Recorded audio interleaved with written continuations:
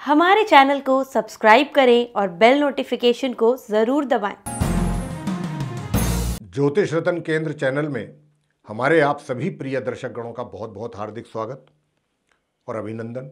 मेरे प्रिय साथियों, मैं हूं आचार्य पंडित सर्वदानंद शर्मा और मेरी ओर से भी आप सभी को बहुत बहुत प्यार भरा नमस्कार। प्रिय साथियों,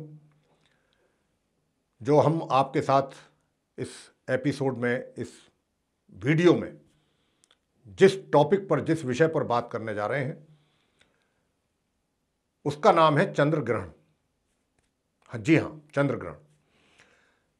प्रिय साथियों, इस वर्ष का पहला चंद्र ग्रहण दिनांक 16 मई सन 2022, दिन सोमवार, वैशाख का महीना है, हिंदी का महीना, उसकी पूर्णिमा को यह लगने जा रहा है और यह सूर्य ग्रहण के ठीक 15 दिन के बाद लग रहा है। इससे पहले सूर्य ग्रहण है 30 अप्रैल को और इसके बाद फिर ये 16 मई को चंद्र ग्रहण। हालांकि भारत में धार्मिक मान्यताओं के अनुसार ग्रहण को बहुत अशुभ माना जाता है और वो इसलिए माना जाता है कि चाहे वो सूर्य ग्रहण हो या फिर चंद्र ग्रहण, इसमें ऐसा मान्यता है हमारे शास्त्रों के अनुसार कि सूर्य या चंद्र, जिनका भी जो भी ग्रहण है, जो भी है ग्रहण में, वो पीड़ित हो जाते हैं। सूर्य ग्रहण है तो सूर्य पीड़ित होंगे, चंद्र ग्रहण होता है तो चंद्र पीड़ित होते हैं। और जब वो पीड़ित होते हैं तो वो समय जो होता है, उस समय अवधि, जितने समय तक वो ग्रहण लगता है, वो समय बहुत अशुभ समय माना जाता है। किसी भी दृष्टिकोण से उसको शुभ नहीं माना जाता। और आपको ये भी बता दें कि इसमें जब वो समय होता है क्या कहते हैं, चंद्र ग्रहण का, बल्कि सूर्य ग्रहण हो या चंद्र ग्रहण हो, जब इनकी ग्रहण की अवधि होती है उससे पहले ही सूतक काल लग जाते हैं। सूर्य ग्रहण में 12 घंटे पहले लगते हैं और चंद्र ग्रहण में 9 घंटे, ऐसी मान्यता है। तो सूतक काल का मतलब क्या होता है कि वो समय जो होता है अशुभ समय माना जाता है, अच्छा नहीं माना जाता। और उस समय के दौरान और ग्रहण के अवधि के भी दौरान कोई भी किसी भी प्रकार का शुभ कार्य करना वर्जित माना गया है हमारे ग्रंथों के अनुसार। वैसे चंद्र ग्रहण आपको बता दें कि हमेशा पूर्णमासी के ही दिन होता है और सूर्य ग्रहण जो होता है वो अमावस्या को होता है। हालांकि वैज्ञानिक दृष्टिकोण से तो ये एक खगोलीय ही घटना है। चंद्र ग्रहण कब लगता है? जब, ये भी आपको बता दें कि जब पृथ्वी सूर्य और चंद्रमा के बीच हो तो वह चंद्रमा को ढक लेती है, जिस कारण चंद्र ग्रहण लगता है। लेकिन पौराणिक ग्रंथों के अनुसार सूर्य और चंद्रमा को ग्रहण लगने का जो कारण है, मुख्य कारण, वो राहु और केतु को माना गया है। और ऐसा माना गया है, माना जाता है, मान्यता है ऐसी हमारे ग्रंथों में, शास्त्रों में, कि स्वरभानु नाम का जो एक राक्षस था, दैत्य था, वो क्षीर सागर, जब समुद्र का मंथन हुआ था, उसके पश्चात जब मोहिनी रूप में भगवान श्री विष्णु जी देवताओं को अमृत पान करा रहे थे, ऐसे में वह जो राक्षस था स्वरभानु, वो देवता का रूप धारण कर देवताओं की कतार में बैठ गया। लेकिन सूर्य और चंद्रमा ने उस दैत्य के इस रहस्य को उजागर कर दिया। उन्होंने देख लिया, वो समझ गए थे, तो उन्होंने इस रहस्य को उजागर कर दिया। इस पर भगवान विष्णु जी ने अपने सुदर्शन चक्र से उसका जो सर था वो धड़ से अलग कर दिया। लेकिन अमृत पान करने की वजह से उसका सर और धड़ दोनों ही जीवित रहे। सिर को राहु कहा गया है साथियों, और धड़ को केतु का भाग माना गया, यानी केतु के नाम से जाना जाता है। और यही कारण है कि राहु केतु सूर्य व चंद्रमा के परम शत्रु हैं और इन पर ग्रहण का कारण ही ये ही बनते हैं। और ऐसी भी मान्यता है कि सूर्य और चंद्र ग्रहण के प्रभाव से प्रकृति में अनेक परिवर्तन देखने को भी मिलते हैं। चंद्र ग्रहण का वैसे ज्योतिष में बहुत विशेष महत्व माना गया है और ऐसा माना जाता है कि चंद्र ग्रहण के आरंभ होने से 9 घंटे पहले ही सूतक लग जाते हैं, जैसा मैंने आरंभ में कहा। और यह समय बड़ा अशुभ माना गया है, सूतक वाला समय जो होता है, चंद्र मतलब ग्रहण का समय, क्योंकि नकारात्मक जो ऊर्जा है, नेगेटिव एनर्जी, वो बहुत उसकी अधिक मात्रा रहती है। और ऐसी भी मान्यता है कि आसुरी शक्तियों के प्रभाव में बहुत अधिक बढ़ोतरी हो जाती है, उनका बहुत अधिक इन्फ्लुएंस रहता है उस समय पे, क्योंकि चंद्रमा ग्रहण के दौरान पीड़ित हो जाते हैं राहु से। इसी कारण इसी समय में कोई मांग, मतलब ये राहु के कारण होते हैं पीड़ित, ये भी हम आपको बताया है अभी आपको चर्चा के आरंभ में। और इसी कारण इस समय अवधि में कोई भी शुभ कार्य, कोई मांगलिक कार्य, अनुष्ठान, कोई बड़ा अनुष्ठान कर रहे हैं, ऐसा करना वर्जित माना गया है पूर्ण रूप से। ज्योतिष में चंद्र ग्रह का बहुत अत्यधिक महत्व है साथियों। इसको 9 ग्रहों में बहुत विशेष स्थान प्राप्त है और ये कर्क राशि के स्वामी हैं ज्योतिष में, जो चंद्रमा है, और जन्म कुंडली में ये माता के कारक इनको माना गया है।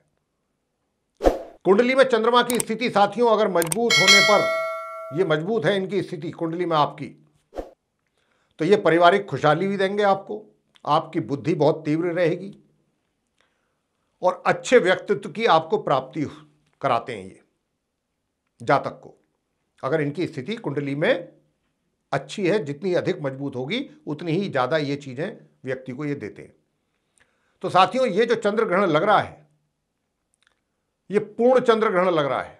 अब आपको ये भी बताएंगे कि ये जो चंद्र ग्रहण है, पूर्ण तो लग ही रहा है, पूरा चंद्र ग्रहण है ये, लेकिन ये इसकी विजिबिलिटी कहाँ कहाँ होगी, ये दिखाई कहाँ कहाँ देगा, किस किस जगह पर दिखाई देगा, किस किस देश में दिखाई देगा, इसके विषय में भी आपको बता रहे हैं। ये चंद्र ग्रहण जो है प्रशांत महासागर, हिंद महासागर, अफ्रीका, अधिकांश उत्तरी अमेरिका और दक्षिण अमेरिका, दक्षिण पश्चिमी यूरोप और दक्षिण पश्चिमी एशिया, अटलांटिक एवं अंटार्कटिका, यहां पर दिखाई देगा। भारत में यह ग्रहण दिखाई नहीं देगा, इसकी विजिबिलिटी नहीं है हमारे इंडिया में, इसलिए सूतक काल प्रभावी नहीं होंगे। यानी कि कहा जा सकता है यह बात कि सूतक काल के नियम मान्य नहीं होंगे इंडिया में। चंद्र ग्रहण, जैसा मैंने कहा कि पूर्ण, वैसे तो ये पूर्ण चंद्र ग्रहण है, लेकिन अब ये इसकी हम आपको तिथि और जो तारीख है और समय अवधि वो सब आपको बताने जा रहे हैं। देखिए चंद्र ग्रहण जो है ये 16 मई को दिन सोमवार होगा, उस दिन 2022 का ये पहला चंद्र ग्रहण है जो लग रहा है। और चंद्र ग्रहण का जो समय है हमारे इंडियन टाइम के मुताबिक, भारतीय समयानुसार, सुबह 7:02 से ये दोपहर के 12:20 तक इसका प्रभाव रहेगा। कुल अवधि 5 घंटा 18 मिनट है। अधिकतम ग्रहण का जो आरंभ है वो 16 मई को प्रातः 9:41 से है और अधिकतम ग्रहण का अंत जो है 16 मई को प्रातः 10:23 बजे, मतलब 10:23 तक पर है। उन राशि के जातक, अब ये आपको बता दें, ये तो हमने आपको समय अवधि बता दी, 12 राशियों के जातक होते हैं, 12 राशियां होती हैं। ये चंद्र ग्रहण जो है, कौन सी वो राशि के जातक हैं जिनको ये इसका अधिक लाभ प्राप्त हो सकता है, वो है 3 राशि। पहली है मेष राशि। मेष राशि के जातकों को,